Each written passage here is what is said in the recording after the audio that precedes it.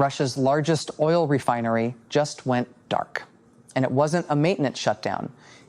On the afternoon of July 6th, Ukrainian drones flew roughly 2,500 kilometers deeper into Russia than anything Kyiv has managed in this entire war, and put 4 holes in the Gazprom Neft plant at Omsk, the single most important fuel factory the Russian Federation owns. 22 million tons of processing capacity a year, the industrial heart of Siberia's petroleum economy, and as of this week, most of it is not running. That's the story. That's what you came for. But sit with the geography for a second, because that's where it stops being a headline and starts being something else. Omsk is not near the front. Omsk is not near Ukraine. Omsk is closer to Kazakhstan and Mongolia than it is to the trenches in the Donbass. For 3.5 years, the mental map inside Russia held one comforting line: the deep interior is safe. The war stays out west. The refineries beyond the Urals are untouchable. That line got erased in a single afternoon. And a Russian military blogger sat down at his keyboard and, instead of the usual defiance, more or less admitted the whole thing is coming apart. It's July 11th, 2026, 48 hours after the strike, and the smokeovers are still the most expensive image in the Russian economy right now. If you follow markets, geopolitics, and the money underneath the headlines, follow, because this one moves fast, and I don't want you missing where it goes. Now, let me show you why a mill blogger panicking matters more than any official statement Moscow will give you this week. Here's the thing about the people the Russian state calls mill bloggers. They are not doves, they are not liberals, they are, for the most part, hardcore supporters of the war who want Russia to win harder and faster than the Kremlin is willing to fight. When one of them panics, it isn't dissent, it's the war party looking at the numbers and getting scared. And the specific figure who lit up this week, a pro-war commentator named Yevgeny Goldman, didn't waste time on morale boosting. He went straight to failure. His argument, stripped down, was brutal in its simplicity. You cannot defend a strategic oil refinery with machine guns. You just can't. And the fact that Russia is still relying on mobile fire teams and small arms to swat down drones that are crossing 2,500 kilometers of sovereign territory, that to him is evidence that the people running the air defense picture never took this threat seriously enough. He called for stronger protection of the borders. He called for escalation. He sounded more than anything like a man who has just realized the roof has been leaking for a year and nobody upstairs was listening. And you should ask, why him? Why now? Refineries have been getting hit for months. What's different about the difference is the distance and what the distance implies. Because if Ukraine can reach Omsk, the list of places Ukraine cannot reach just got very, very short. Let me give you the technical spine of this because it matters. The weapon was the FP-1, a long-range strike drone built by a Ukrainian firm called Firepoint. Not a fancy cruise missile, not something bought from an ally, a domestically produced drone, upgraded cheap relative to what it destroys. And now, by the company's own claim, the record holder for the deepest strike drone attack, not just in this war, but anywhere in the world, satellite imagery in the days after confirmed at least 4 separate impact points on the refinery grounds, and the drones didn't hit at random. They went for the ELO UAV T-11 unit, the largest processing installation at the entire plant. Something on the order of 8.5 million tons of crude a year running through that single piece of hardware. In plan terms, they aimed at the one part of the machine you cannot afford to lose. And they hit it. Now here's the part that turns a fire into a crisis. When you damage a crude distillation unit, you are not breaking a window. You are breaking the thing that makes a refinery a refinery. The distillation column is where crude oil gets heated and separated into everything useful. Gasoline, diesel, jet fuel, the lighter fractions, the heavier ones. It is the first step and an indispensable one. And these are not units you patch over a weekend. They are enormous, precision-engineered, and this is the quiet dagger in the whole story. Many of the critical components come from Western manufacturers. Under sanctions, Russia can't just call up the supplier and order the replacement. It has to improvise, cannibalize, or wait. Damage that would take an American or European refiner a few months to fix could sideline a Russian unit far longer. Reports of the strike suggest Omsk lost something in the range of 75% of its production capacity from this one attack. 75% from one afternoon. And the plant stopped selling gasoline and diesel on the St. Petersburg Exchange almost immediately, which is the market's cold, unsentimental way of confirming that the fuel simply isn't coming. Let that settle and then widen the lens, because not happening in isolation, it's the loudest note in a song Russia has been trying not to hear all year. Because here's what the fuel picture actually looks like inside Russia right now. And it's worse than most people outside the country realize. This is not the first refinery to go down in 2026. It's more like the 20th. Ukraine has struck Russian refining infrastructure more than 20 times since January. 8 of Russia's 10 largest refineries have taken damage. And when you add it up, roughly a quarter of the country's entire refining capacity has been knocked offline. Call it more than 2 million barrels a day of processing. That simply isn't happening. Russia processed about 3.95 million barrels of crude a day in June. That's the lowest level in more than 2 decades. Read that again. One of the largest energy producers on the planet is refining less oil than at almost any point this century, not because it lacks crudeness. It's drowning in crude, but because it's running out of intact places to turn that crude into fuel. And the gasoline numbers are where it gets personal for ordinary Russians. Domestic gasoline production has fallen to something around 850,000 barrels a day, down from over 1 million a year ago. The country is now producing meaningfully less fuel than it consumes, running roughly 20% below its own domestic demand. When a country produces less than it burns, the gap doesn't stay abstract. It shows up at the pump. It shows up as rationing. It shows up as a mother and her baby waiting 18 hours in a line for gasoline and asking out loud whether they've somehow slipped back into the Soviet Union. That actually happened. That's a real quote from a real person in a real queue this summer. The fuel crisis has spread to something like 78 of Russia's 83 regions. That's not a regional problem. That's the whole country. So when Omsk, the single largest petrol producer in the nation, goes down 75% in one strike, you're not adding a problem to a stable system. You're pulling a brick out of a wall that was already cracking. And the mill bloggers know it. That's why the tone shifted from bravado to something closer to fear. I want to pause on the air defense failure because it's the detail that says the most and gets covered the least. When the drones came in, the Russians didn't sit still. They scrambled real hardware. The Su-57, their most advanced fighter, the jet they paraded air, shows as the crown of Russian aerospace. They put up an A-50U, the flying radar station, the airborne early warning platform that's supposed to see everything coming, the full first string response. And what did the cameras on the ground actually capture? Not a single drone getting knocked out of the sky. What they captured was a large fire burning on the refinery grounds. You put up your best interceptor and your best radar plane, and the outcome the public sees is your largest refinery in flames. That contrast, the expensive defense, the burning target, is exactly what a man like Goldman is reacting to. He's looking at the Su-57 in the air and the fire on the ground, and doing the math that the Kremlin's press releases refuse to do. The defense isn't working, and if it isn't working over the crown jewel, it isn't working anywhere. Which raises the question nobody in Moscow wants to answer honestly. How do you defend this? Russia's refineries and pipelines and rail yards and airfields are spread across the largest country on Earth. Thousands upon thousands of kilometers of infrastructure. Most of it was built in an era when nobody imagined a cheap drone could cross a continent to reach it. You cannot ring every refinery with enough air defense to guarantee it. There isn't enough hardware. There aren't enough crews. And every expensive interceptor missile you burn, shooting down a comparatively cheap drone, is a trade that runs the wrong way on the balance sheet. This is the asymmetry at the center of Ukraine's whole strategy, and it's worth naming plainly. Kyiv is not trying to win this by matching Russia soldier for soldier. It can't. Russia has the manpower advantage, and everyone knows it. So instead, Ukraine is trying to make the war expensive. Make the machine cost more to run than it produces.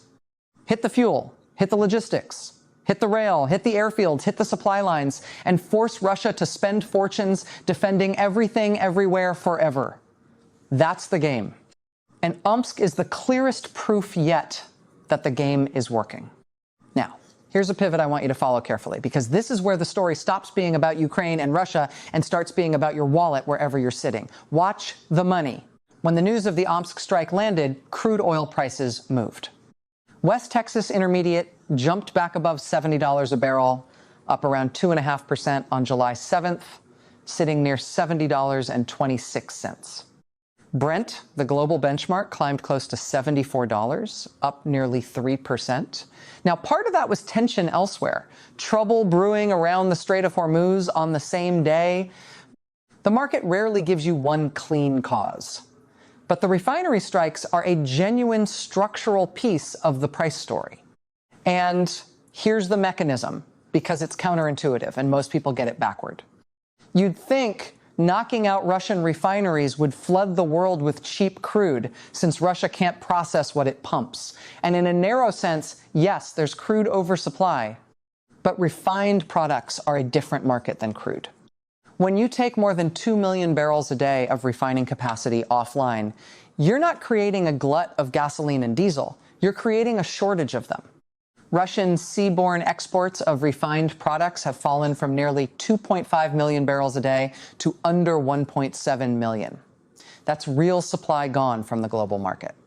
And a world with less refining capacity is a world where the products people actually use, the diesel that moves freight, the jet fuel that moves planes, get tighter and pricier. That's how a drone strike in Siberia reaches into a trucking company's fuel budget in Ohio. And there's a second order piece here that I don't want to breeze past. Russia, one of the biggest oil exporters in the history of the world, has started moving to import fuel. Import. Let that word land. A petrostate that built its entire modern economy on selling hydrocarbons to the world is now shopping for gasoline because it can't refine enough of its own. There is something almost vertiginous about that reversal. It tells you the damage isn't cosmetic, it's structural. And structural problems don't resolve when the fires go out.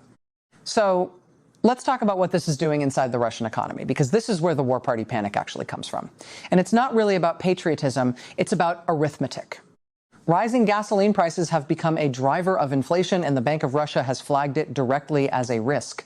Russian inflation hit around 6% in late June, well above the central bank's 4% target. And when inflation runs hot, the central bank has to keep interest rates high to fight it.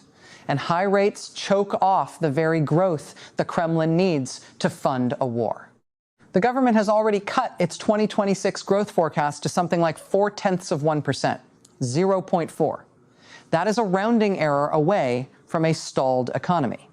A country fighting the most expensive war in its modern history, with an economy barely moving, with inflation can't tame because its own fuel supply keeps catching fire. You start to see why a pro-war blogger might sound less like a cheerleader and more like a man watching the foundations shift. And the government's responses tell you how cornered they feel. Moscow has already halted exports of gasoline and jet fuel to keep more at home. And the Deputy Prime Minister, Alexander Novak, floated something that would have been unthinkable a couple of years ago, considering a total ban on diesel exports. Diesel, one of Russia's most reliable hard currency earners. When you're weighing whether to stop exporting the very product that brings in the money that funds the state, you are not managing a minor inconvenience. You are triaging. You are deciding which artery to clamp first. And every one of those choices, halt this export, ration that region, import fuel from a neighbor, is a small public admission that the drone campaign is landing exactly where Ukraine aimed it. Not on the battlefield, but on the ledger. Here's a quieter observation, and I've been turning it over since the strike. There's a shift happening in how Russia itself talks about this war and accelerated it. For years, the official line was the special military operation, the deliberately small language, the phrasing designed to keep the war at arm's length from ordinary life. But you can't keep calling it a limited operation when the largest refinery in the country is burning in Siberia and half the regions are rationing fuel. The pro-war voices are increasingly demanding the real thing: full mobilization, harder retaliation, and honest acknowledgement that this is a war, total and continental. And Kremlin officials themselves have started reframing it as a broader conflict, one against the West and its support for Ukraine, not just against Kyiv. That reframing is doing two jobs at once. It's an excuse for why victory is taking so long. And it's the groundwork for asking the Russian people to sacrifice more. When Goldman calls for escalation, he's not speaking into a void. He's part of a chorus that's growing louder. And that chorus is the political weather the Kremlin now has to navigate. That's the real significance of the panic. Not that one blogger got scared, but that his fear is representative of a faction the Kremlin cannot simply ignore.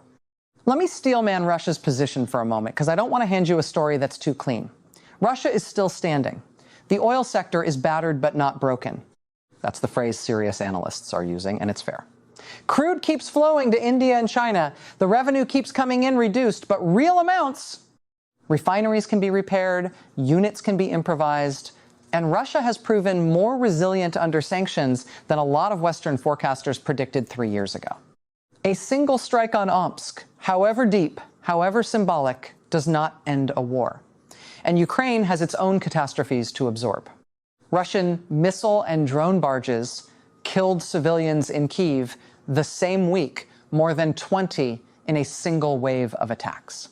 This is not a story of one side calmly winning. It's a story of two countries hammering at each other's most vital organs. And Omsk is one exceptionally well-placed blow in a much longer, uglier exchange. Hold both of those truths at once. The strike matters enormously, and it is not by itself decisive. But here's what I keep coming back to. Wars are often decided not by the dramatic single event, but by which side's system degrades faster under sustained pressure. And the trend line inside Russia's fuel economy is not pointing in a comfortable direction. 20+ refinery strikes, a quarter of capacity offline, the lowest crude processing in 2 decades, fuel rationing across nearly every region, inflation the central bank can't corner, growth flatlining towards zero, a petrostate importing petrol, and now the crown jewel of the whole system, 2,500 kilometers from the front, sitting dark with 4 holes in its most important unit. Any one of those, Russia survives. The question, the real one, the one Goldman was circling without quite saying, is what happens when they keep compounding? When the repair crews can't keep pace with the drones? When the sanctions keep the replacement parts out? When the map of safe places to put a refinery keeps shrinking month after month until there's nowhere left that a cheap Ukrainian drone can't eventually reach? That's the shadow behind this week's fire. Not the strike itself, the trajectory it confirms. And it changes the calculation for everyone watching from the outside too. Because a Russia that can't reliably fuel its own economy is a Russia making decisions under a kind of pressure it hasn't felt before. And pressured states are less predictable, not more. That cuts both ways. It could push Moscow toward the negotiating table. It could push it toward escalation, toward the mobilization the war party keeps demanding, toward lashing out harder precisely because the ground feels less solid. Nobody watching honestly can tell you which. But the pressure itself is now undeniable, and it's being applied one refinery at a time by drones that cost a fraction of what they destroy. So step back and look at where we actually are. On July 8th, 2026, Russia's largest refinery is offline. A quarter of the country's refining is dark. Nearly every region is short of fuel. The central bank is fighting an inflation it can't quite reach.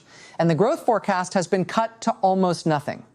Oil is up, product exports are down, and a country that made itself rich selling fuel to the world is now buying fuel from its neighbors.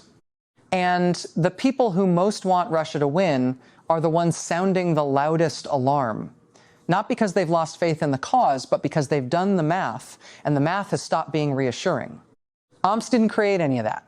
Omsk just made it impossible to keep pretending otherwise. Which leaves me with the question I can't stop turning over. And I'll leave it with you too. If the deepest, most defended, most strategically vital target in the entire Russian interior, can be reached and shut down by a drone that costs less than a used car. What exactly is left that Moscow can still promise its own people is safe? I'll see you in the next one.